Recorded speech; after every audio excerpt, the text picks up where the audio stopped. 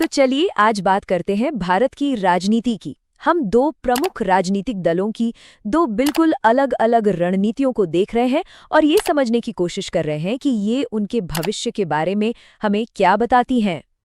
देखिए, यहाँ जो विश्लेषण है वो ये कहता है कि हाल में हुई दो घटनाएं जो पहली नज़र में शायद जुड़ी हुई न लगे, असल में दो अलग अलग राजनीतिक सोच के बीच एक बड़ी लड़ाई का हिस्सा हैं।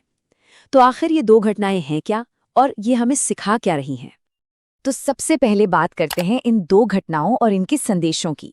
आइए इन पर एक नज़र डालते हैं।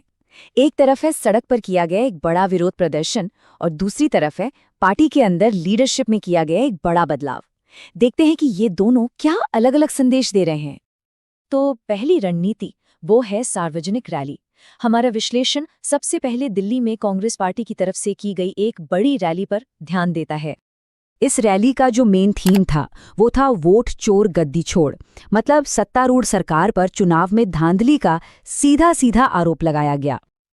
और बात सिर्फ यही नहीं रुकी। इस विश्लेषण के मुताबिक रैली में मोदी तेरी कब्र खुदेगी जैसे और भी ज्यादा भड़काऊ नारे लगे, जो इस विरोध प्रदर्शन के टकराव वाले तेवर को और भी साफ करता है। अब इस विश्लेषण में इस पूरी रणनीति की काफी आलोचना की गई है। ये कहा गया है कि ये तरीके अब पुराने हो चुके हैं और आज के वोटर्स के साथ कनेक्ट नहीं कर पाते, जो पर्सनल अटैक से ज्यादा पॉलिसी के मुद्दों पर बात करना पसंद करते हैं। अब आते हैं रणनीति नंबर 2 पर, नया नेतृत्व।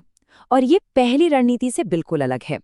यहाँ विश्लेषण बीजेपी के अंदर हुए हालिया बदलावों को एक बिल्कुल अलग नजरिए के तौर पर देखता है। यहाँ जो सबसे खास बात है वो है उम्र। विश्लेषण इस बात पर जोर देता है कि बीजेपी ने सिर्फ 45 साल के एक नेता नितिन नवीन को एक बड़े राष्ट्रीय पद पर नियुक्त किया है। इस कदम को एक बहुत ही दूर की सोच वाली स्ट्रैटेजी के तौर पर देखा जा रहा है। मतलब ये कि पार्टी अपनी संगठनात्मक ताकत पर ध्यान दे रही है और भविष्य के लिए नेताओं की एक नई पीढ़ी तैयार कर रही है।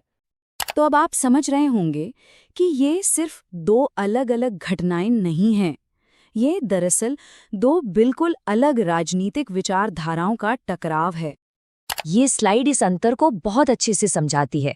देखिए, एक तरफ है परिवार और विरोध पर आधारित मॉडल और दूसरी तरफ है एक कैडर आधारित पार्टी संरचना, जहां योग्यता पर जोर देने की बात कही जाती है। अब सवाल ये है कि ये सब बातें जमीन पर कैसी दिखती हैं, मतलब असल में क्या हो रहा है। इसके लिए हमें केरल चलना होगा, जहां के एक हालिया चुनाव का उदाहरण दिया गया है। यहाँ एक बहुत ही दिलचस्प नतीजा सामने आया। तिरुवनंतपुरम, जो कि दूसरे दलों का एक तरह से गढ़ माना जाता है, वहां बीजेपी के उम्मीदवार ने मेयर का चुनाव जीत लिया। ये एक बहुत बड़ी बात थी, क्योंकि ये वो इलाका है जहां बीजेपी ऐतिहासिक रूप से मजबूत नहीं रही है। तो सवाल उठता है कि ये जीत हुई कैसे। इसका एक बड़ा क्रेडिट दिया जाता है उम्मीदवार श्रीलेखा को। उनकी प्रोफाइल काफ़ी मजबूत है। वो राज्य की पहली महिला डीजीपी रह चुकी हैं और उनकी एक बहुत ही साफ सुथरी छवि है। लेकिन ये जीत सिर्फ एक उम्मीदवार की वजह से नहीं थी। विश्लेषण बताता है कि इसके पीछे कई कारण थे। एक तो आरएसएस का जमीनी काम, दूसरा ईसाई समुदाय के वोटों का बीजेपी की तरफ जाना, ये सब कुछ बड़े फैक्टर थे। और देखिए, ये सिर्फ एक चुनाव की कहानी नहीं है। अगर हम बड़े पिक्चर को देखें तो केरल में बीजेपी का वोट शेयर लगातार बढ़ रहा है। ये बढ़कर अब लगभग 20% हो गया है, जो दिखाता है कि राज्य में पार्टी का प्रभाव धीरे धीरे बढ़ रहा है। तो कुल मिलाकर कहानी ये है कि आज की राजनीति में दो रास्ते दिख रहे हैं, दो विजन टकरा रहे हैं।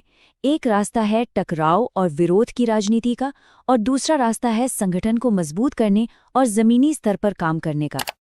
और यहीं पर ये पूरा विश्लेषण हमें एक बहुत बड़े सवाल पर लाकर खड़ा कर देता है। भविष्य की राजनीति कैसी होगी? उससे कौन सी रणनीति, कौन से गुण परिभाषित करेंगे? टकराव वाली राजनीति आगे बढ़ेगी या संगठन बनाने वाली? इसका जवाब तो खैर वक्त ही देगा।